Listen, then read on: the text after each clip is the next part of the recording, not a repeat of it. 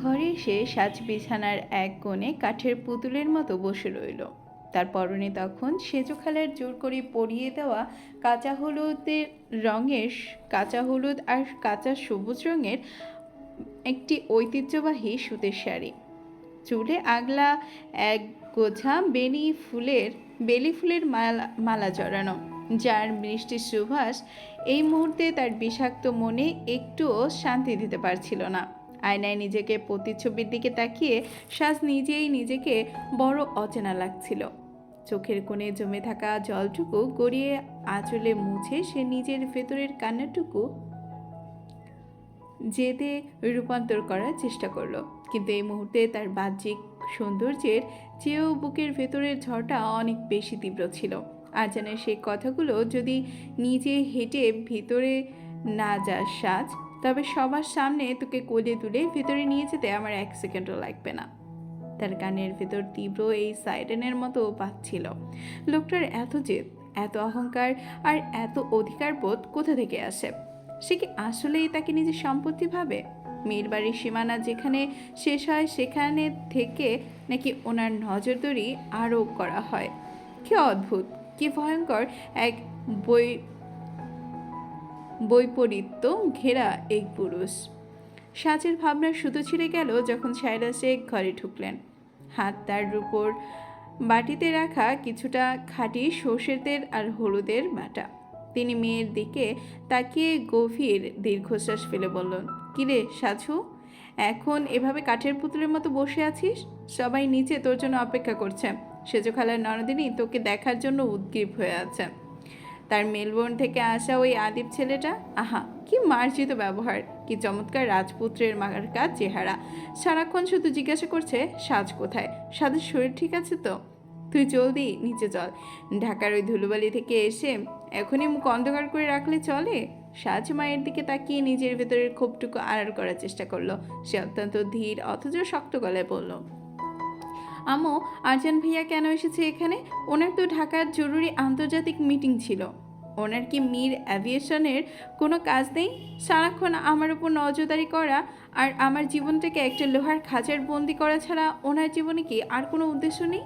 উনি কেন আমার প্রতিটা পদক্ষেপে দেয়াল হয়ে দাঁড়ান? সায়রা শেখ মেয়ের কপালে একটু হলুদ ছুঁয়ে দিলেন, আদর করে বললেন, তুই আরজানকে এখনও চিনতে পারলি না সাজু? ও মীর বাড়ির বড় ছেলে। আফজাল শাহরিয়ারের পর এই পুরো মীর বংশের মান সম্মান, ব্যবসা আর দায়িত্ব ওর একার কাঁধে। তুই ঢাকায় একা থাকিস, তোর নিরাপত্তা, তার ভালো মন্দ সব কিছু ও নিজের জীবনের চেয়েও বেশি সতর্কতায় দেখে। আর তাছাড়া আজান তোকে ছোটোবেলা থেকে কতটা আগলে রেখেছে তা কি তুই জানিস না? ওর শাসনটা একটু কড়া হতে পারে, ও একটু হিটলার স্বভাবের হতে পারে, কিন্তু ওর মনে কোনো পাপ নেই। ও যা করে তোর মঙ্গলের জন্যই করে। মন পাপহীন হলে মানুষ এভাবে খাঁচায় বন্দি করে না আম্মু, সাজ মনে মনে বলল, কিন্তু মুখে কিচ্ছু উচ্চারণ করলো না। সে খুব ভালো করেই জানে আরজানের ভেতরে সে অন্ধকার জগৎটা মীর বাড়ির বাকি সদস্যের কেউ দেখতে পায় না। তারা শুধু দেখে তার দায়িত্ববান, সফল, গম্ভীর আর আদর্শ বড় ভাইকে। কিন্তু সেই চাদরের নিচে যে এক ভয়ঙ্কর দম বন্ধ করা এক নায়ক লুকিয়ে আছে, তা মুখোমুখি শুধু সাজকেই হতে হয়। প্রতিটা সেকেন্ডে তার স্বাধীনতাকে চূর্ণ বিচূর্ণ করে দেয়া মীর আরজানের আসল রূপ শুধু সাজেরই চেনা। ঠিক তখনই দরজার ওপাশ থেকে আরফিদের চিরচেনা কাশির শব্দ শোনা গেল। সায়রা শেখ উঠে দাঁড়িয়ে বললেন, আচ্ছা নিচে যাচ্ছি, মেজো খালার ওখানে অনেক কাজ বাকি। আরফিদ তুই চল, বোনকে নিয়ে নিচে আয়, জলদি করিস, গায়ে হলুদের সময় পার হয়ে যাচ্ছে। সায়রা শেখ ঘর থেকে বেরিয়ে যেতেই আরফিদ ঘরে ঢুকে ধীর পায়ে সোফায় এসে বসল। তার বগলে যথারীতি সেই চামড়ার ডায়েরিটা শক্ত করে ধরা। সে সাজের দিকে তাকিয়ে চশমাটা নাকের ডগায় নামিয়ে এক অদ্ভুত রহস্যময়ী হাসি হেসে বললেন, পলিটিক্যাল সায়েন্সের নতুন আপডেটটা বেশ করা এবং গরম সাজ। আরজান ভাইয়া নিচে এসে সোজা মেজো চাচার পাশে বসেছে। ওনার সামনে এখন কুচকুচে কালো রঙের এক সিল্কের পাঞ্জাবি। পুরো লিভিং রুমের তাপমাত্রা ওনার উপস্থিতিতে -ডিগ্রিতে নেমে এসেছে। আদিব বেচারা এতক্ষণ মাল মেলবর্নের গল্পের পুরো বাড়ি মাথায় তুলে রেখেছিল, কিন্তু আরজান ভাইকে দেখার পর থেকে সে কেমন যেন জেনারেটরের তেলের হিসাব মেলাতেই ব্যস্ত হয়ে পড়েছেন। তুই কি ভেতরে কোনো পারমাণবিক বিস্ফোরণ ঘটিয়েছিস? সাজ বাড়ির শাড়ির আঁচলটা শক্ত করে মুঠো করে ধরে ক্ষিপ্ত গলায় বলল, উনি একটা জল্লাদ আরবিদ ভাইয়া, উনি একটা আস্ত হিটলার। উনি আমাকে জাস্ট হুমকি দিয়ে গেছেন আমি যদি আজ আদিব ভাইয়ার আশেপাশে যাই তবে উনি আমাকে আজ রাতেই জোর করে ঢাকায় নিয়ে যাবেন। উনি নিজেকে কি ভাবেন? আমি ওনার কোনো কেনা গোলাম? আমি এই অন্যায্য শাসন আর মেনে নেব না। আরবিদ ডায়েরির পাতায় খসখস করে কিছু একটা লিখল, তারপর অত্যন্ত গম্ভীর ও দার্শনিক গলায় বলল, গোলাম নস সাধু, তুই হচ্ছিস মীর আরজানের লাইফের একমাত্র আনপ্রেডিক্টেবল ভ্যারিয়েবল। আরজান ভাইয়া পৃথিবীর সব বড় বড় কর্পোরেটের ডিল, মীর অ্যাভিয়েশনের কোটি টাকার ইন্টারন্যাশনাল প্রজেক্টের এক তরিতে কন্ট্রোল করতে পারে, কিন্তু তোকে কন্ট্রোল করতে গেলেই ওনার আইটি ল্যাব আর সিকিউরিটির ফোর্স ফেল মেরে যায়, আর সেই কারণেই ওনার এই অগ্রাসী স্বৈরাচারী রূপ। তুই এটাকে শাসন ভাবছিস, কিন্তু পলিটিক্যাল সায়েন্স ভাষায় একে বলে টেরিটোরিয়াল ইম্পালস, মানে নিজের সীমানা আর নিজের প্রিয় বস্তুকে রক্ষা করার এক লড়াই। তুই বরং সাবধানে থাকিস সাজ।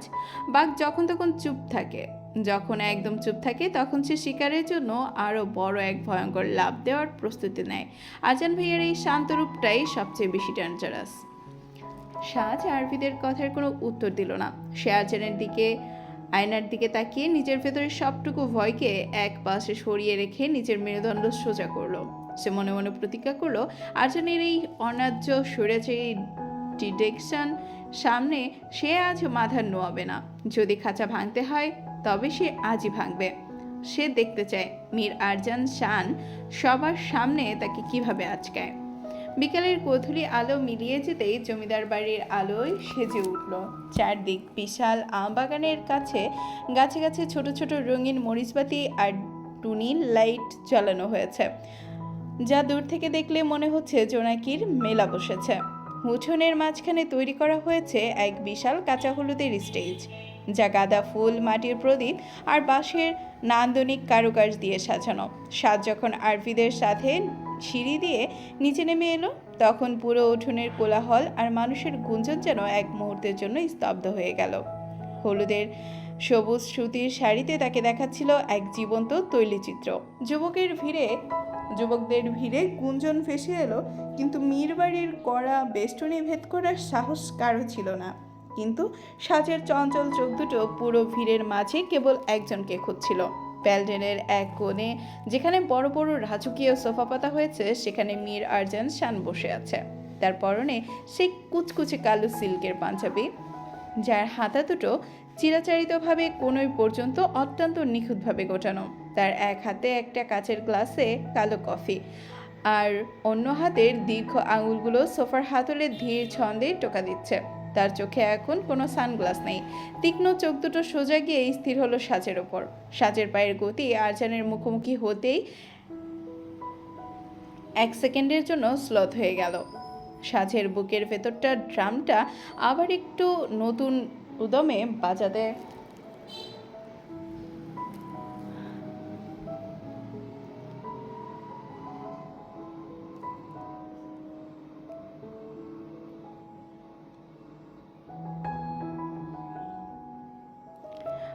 শুরু করলো, কিন্তু সে এবার আর চোখ নামালো না। নিজের ভেতরের জেদটাকে সে ব্রাহ্ম বানিয়ে নিল। ঠিক তখনই আবরাজ আর রাজ এক কোণ থেকে উচ্চস্বরে চেঁচিয়ে উঠল, আরে সাজ, তোকে তো একদম রাজকুমারী লাগছে, জলদি স্টেজে আয়, সোজা খালার মেয়ের হলুদের মেইন পর্ব শুরু হয়ে গেছে। সাজ নিজেকে সামনে নিয়ে স্টেজের দিকে এগিয়ে গেল, কিন্তু স্টেজের ঠিক নিচেই দাঁড়িয়েছিল আদিবের পরনে এখন এক বাসন্তী রঙের রেশমি পাঞ্জাবি, চোখে একরাশ মর্জিত চটপটে ভাব। সাজকে স্টেজে আসতে দেখে আদিবের এতক্ষণে ক্লান্ত মুখটা আবার মুহূর্তেই উজ্জ্বল হয়ে উঠল। সে এক কদম এগিয়ে এসে অত্যন্ত ভদ্রভাবে বলল, wow Saj, you can look absolutely stunning. বিশ্বাস করো, মেলবোর্নের কোনো নামী ফ্যাশন শো বা আর্ট গ্যালারিতেও আমি এত পিওর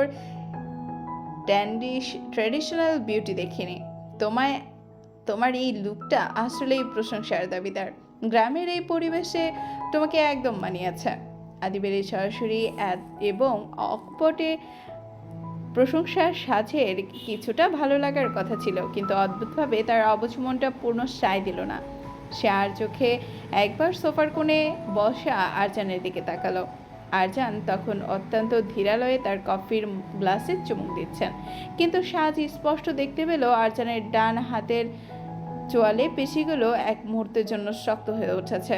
আরজান সেই শান্ত নিশ্চুপ রূপের আড়ালে যে এক ভয়ঙ্কর কালবৈশাখী ঝড় ধেয়ে আসছে তার স্বাদ ছাড়া আর পুরো আসরে আর কেউই টের পেল না। আরজান যেন এক কৃষ্ণপক্ষের মতো পুরো উৎসবের আলোটাকে নিজের অন্ধকারে গ্রাস করে নিতে চাইছে। আরবিদ সাজের ঠিক পাশে এসে দাঁড়িয়ে ফিস করে বলল, সাজ, gender zone alert, red light cross হচ্ছে। সিভিল ইঞ্জিনিয়ার কিন্তু বর্ডার লাইনের খুব কাছে চলে এসেছে। আরজান ভাইয়ার ডান হাতের আঙুলগুলো যেভাবে কফির গ্লাসটা চেপে ধরেছে, আমার ভয় হচ্ছে দামি কাচের গ্লাসটা এখনই ভেঙে চূর্ণ বিচূর্ণ হয়ে যাবে। তুই নিজের রিক্সে এই বিপজ্জনক গেমটা খেলছিস, পরে কিন্তু আমাকে বলিস না পলিটিক্স সায়েন্স তোকে ওয়ার্নিং দেয়নি। সাজ আরবিদের কথাকে সম্পূর্ণ উপেক্ষা করলো। সে নিজের ভেতরের একরোখা জেদের বসে আদিবের দিকে তাকিয়ে মিষ্টি হাসিটা ঝুলিয়ে বলল, ধন্যবাদ আদিব ভাইয়া, আপনার পাঞ্জাবিটাও খুব সুন্দর, একদম মেলবোর্নের স্ট্যান্ডার্ড।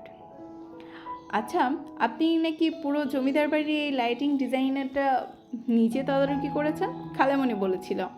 চলুন না, আমাকে একটু পুরো বাড়িটা ঘুরিয়ে দেখাবেন। ঢাকার ওই চার দেয়ালে বন্দি থেকে আমার চোখ একদম ক্লান্ত হয়ে গেছে। আদিব তো এই সুবর্ণ সুযোগেরই অপেক্ষায় ছিল। গত দুদিন ধরে সে কাজের চাপের সাথে সাথে দুটো কথা বলার সুযোগ পায়নি। সে আনন্দে মাথা নেড়ে বলল, অবশ্যই চলো। পেছনের পুকুর ঘাটের লাইটিংটা আমি সবচেয়ে স্পেশালভাবে ডিজাইন করেছি। ওখানের পানির উপর আলোর রিফ্লেকশনটা দেখলে তোমার মনে হবে তুমি কোনো রূপকথার অবান্তর রাজ্যে আছো। চলো, তোমাকে দেখিয়ে আনি। সাজের এক মুহূর্ত দেরি করলো না, আদিবের সাথে পেছনের বাগানের অন্ধকার পথের দিকে পা বাড়ালো। সে খুব ভালো করেই জানতো সে মীর আরিজানের সেই অলিখিত বিপজ্জনক লক্ষণ রেখা পার করছে, কিন্তু তার ভেতরের অবুঝ জেদ মঞ্চাকে আজ দেখতে চায় আরজান মীর তার স্বাধীনতা কেড়ে নেওয়ার জন্য কত দূর যেতে পারে। জমিদার বাড়ির পেছনের পুকুর ঘাটটা আসলেই নিঝুম রূপ ধারণ করেছিল। উৎসবের মূল কোলাহল আর ঢাকঢোলের শব্দ এখান থেকে কিছুটা দূরে, তাই এখানে বাতাসের মৃদু শব্দ আর ঝিরি পোকার ডাক স্পষ্ট শোনা যাচ্ছিল। পুকুর ঘাটের চারপাশে উঁচু নারকেল আর সুপারি গাছের ঝোলানো হয়েছে নীল এবং সোনালি রঙের শুকনো মরিচবাতি। আদিব ঘাটের বাঁধানো শ্বেতপথের সিঁড়িতে দাঁড়িয়ে সাজের দিকে তাকিয়ে এক গভীর শান্তির শ্বাস নিয়ে বলল, মেলবোর্নে যখন রাতের বেলা ইয়াররা নদীর পাড়ে একাকী হাঁটতাম সাজ, তখন প্রায় ভাবতাম দেশের মাটিতে এই শান্ত স্নিগ্ধতা সেখানে কোথায়। আজ তোমাকে পাশে নিয়ে এই নিঝুম পুকুর ঘাটে দাঁড়িয়ে মনে হচ্ছে আমার দেশে ফেরার সিদ্ধান্তটা 100% সঠিক ছিল। শহরের যান্ত্রিকতা থেকে দূরে এই গ্রামীণ পরিবেশটা দারুণ, তাই না? সাজঘাটের এক কোণে বসে নিজের শাড়ির কুচিটা একটু ঠিক করে দীর্ঘশ্বাস ফেলে বলল, ওখানকার জীবনটা তো অনেক স্বাধীন, তাই না আদিব ভাইয়া? কেউ কারো ব্যক্তিগত জীবনে অন্যায্য হস্তক্ষেপ করে না, কেউ কারো চারিপাশটা বডিগার্ড আর জিপিএস ট্র্যাকার দিয়ে লোহার খাঁচা বানিয়ে রাখে না। মানুষ সেখানে নিজে ইচ্ছে মতো বাঁচতে পারে। আদিব একটু নরম হেসে সাজের কিছুটা কাছে এসে বসল। দুজনের মাঝে এখন দূরত্ব কমে এসে মাত্র এক হাতের মতো। আদিব অত্যন্ত কোমল এক সহমর্মী গলায় বলল, হ্যাঁ, ওখানে স্বাধীনতা আছে সাজ, কিন্তু জানো তো, অতিরিক্ত স্বাধীনতার মাঝে মাঝে মানুষকে বড্ড একাকী করে তোলে। মানুষ আসলে দিন শেষে এমন একজনকে খোঁজে যে তাকে একটু আগলে রাখবে, একটু আগলে রেখে শাসন করবে। তবে হ্যাঁ, সে শাসনটা যেন অত্যাচারের পর্যায়ে না যায়। তা খোঁজা না হয়ে যেন তা খাঁচা না হয়ে যেন নির্ভয়। তোমার চোখে আমি এক অদ্ভুত ক্লান্তি আর অজানা ভয় দেখতে পাচ্ছি সাজ। ঢাকাতে কি তোমাকে কেউ খুব বেশি মেন্টাল প্রেশারে রাখে? তোমার ফ্যামিলির কেউ কি তোমার ওপর জোর খাটায়? আদিব এই হঠাৎ করে প্রশ্নটা সাজের মনের ভেতরটা এক অত্যন্ত নরম এবং ক্ষতবিক্ষত জায়গা গিয়ে আঘাত করলো। সে কিছুক্ষণের জন্য ভুলেই গেল যে সে আরজানের চ্যালেঞ্জ করার জন্য, ওনার অহংকার ভাঙার জন্য এখানে এসেছে। তার চোখে এক ফোঁটা তপ্ত জল চলে এলো। সে অত্যন্ত নিচু ও কাঁপা গলায় বলল, কিছু মানুষ থাকে আদিব ভাইয়া, যারা নিজেদের অহংকার আর অধিকার বোধ ছাড়া আর কাউকে ভালোবাসতে জানে না। তারা মনে করে পৃথিবীর সব নিয়ম, সব মানুষ শুধু তাদেরই সাথেই চলবে। তাদের চোখের সামনে থাকা মানেই নিজের দম বন্ধ হয়ে আসা, নিজের অস্তিত্ব হারিয়ে ফেলা। আদিব সাজের এই আকস্মিক আবেগঘন রূপ আর চোখের জল দেখে কিছুটা বিচলিত হয়ে পড়ল। সে একজন মার্জিত পুরুষ হিসেবে সান্ত্বনা দেওয়ার জন্য অত্যন্ত স্বাভাবিকভাবেই সাজের কাঁধে নিজের হাতটা রাখতে গেল। ডোন্ট ওয়ারি সাজ, লাইফে সব সমস্যারই কোনো না কোনো সমাধান থাকে। কেউ তোমাকে জোর করতে পারবে না। কিন্তু আদিবের হাতটা সাজের কাঁধ স্পর্শ করার আগেই তীব্র বর্জ্য কণ্ঠ, কঠিন কণ্ঠস্বর পুরো পুকুর ঘাটটাকে মায়াবী নীরবতা চিরে এক নিমেষে টুকরো টুকরো করে দিল। হাতটা ওখানে স্থির রাখো আদিব। যদি নিজের সিভিল ইঞ্জিনিয়ারিং ক্যারিয়ারের সাথে নিজের ডান হাতটাকেও আস্ত অবস্থায় মেলবোর্নে ফেরত নিয়ে যেতে চাও, তবে আর 1 ইঞ্চিও এগোবে না। সাজ আর আদিব দুজনেই এক প্রচণ্ড ধাক্কা খেয়ে চমকে উঠে দাঁড়িয়ে পড়ল। পুকুরঘাটের অন্ধকারের ছায়া আর আম গাছের আড়াল চিরে ধীর পায়ে ভারী কদমে এগিয়ে গেল মীর আরজান সাদ। সেই কালো সিল্কের পাঞ্জাবিটা রাতের অন্ধকারে তাকে আরও বেশি রহস্যময়, দীর্ঘ, এক চরম ভয়ঙ্কর দেখাচ্ছিল। তার ফর্সা মুখটা পুকুরের নীল আলোয় এক নিষ্ঠুর পাথুরে ভাস্কর্যের মতো লাগছিল। আদিব থতমত খেয়ে দ্রুত নিজের হাতটা সরিয়ে নিল। মীর আরজানের এই আচমকা এন্ট্রি আর চরম আক্রমণাত্মক কথা শুনে সে নিজের আত্মসম্মানের আঘাত পেল। সে নিজেকে সামলে নিয়ে একটু কড়া গলায় বলল, ভাইয়া, আপনি এভাবে আমাদের পার্সোনাল স্পেসে এসে ইন্টারফেয়ার করছেন কেন? You were just talking. আমরা তো কোনো অন্যায় করছিলাম না। আপনি এভাবে থ্রেট করতে পারেন না। আরজান আদিবের কোনো কথার উত্তর দেওয়ার প্রয়োজন মনে করল না। সে আদিবের কথার দিকে বিন্দুমাত্র কান্না দিয়ে সরাসরি আদিবের চোখের দিকে তাকালো। আরজান অত্যন্ত ক্ষুরধার কণ্ঠে বললেন, মীর বাড়ির মেয়েদের পার্সোনাল স্পেস? আরজানের পারমিশন আর সিগনেচার ছাড়া তৈরি হয় না আদিব। আমি তোমাকে আজ বিকেলেই একবার অত্যন্ত মার্জিত ভাষায় ওয়ার্নিং করেছিলাম যে মীর বাড়ির ভেতরের স্ট্রাকচার অনেক জটিল, এর সিকিউরিটি ডিল অনেক কড়া। তুমি মেলবোর্নে বড় বড় ব্রিজের ডিজাইন করতে পারো, কিন্তু এই আর্কিটেকচার ভাঙার মতো লিগ্যাল বা ফিনান্সিয়াল ব্যাকআপ তোমার বংশের কারণেই। এবার এখান থেকে ভদ্রভাবে বিদায় হও। নিচে মেজু চাচা তোমাকে আর ওই জেনারেটরের রসিদটাকে খুঁজছেন। আর হ্যাঁ, যাওয়ার আগে নিজের ইমেইল আর ফ্যামিলির বিজনেস ফাইলটা একটু রিচেক করে নিও। মীর অ্যাভিয়েশনের আইটি আর লিগ্যাল উইং কিন্তু অ্যাকশন নিতে খুব বেশি সময় নেয় না। Choice is yours. আরজান এই সরাসরি ঠান্ডা মাথায় দেওয়া এবং চূড়ান্ত হুমকি শুনে আদিবের ফর্সা মুখটা মুহূর্তের মধ্যে ফ্যাকাশে ও নীল হয়ে গেল। সে খুব ভালো করেই জানে কর্পোরেটর জগতে মীর আরজান শানকে আর তার ক্ষমতা ও নিষ্ঠুরতা কতদূর বিস্তৃত। এক তুড়িতে মেলবোর্নের পিআর বাতিল করে দেওয়ার ক্ষমতা এই লোকের আছে।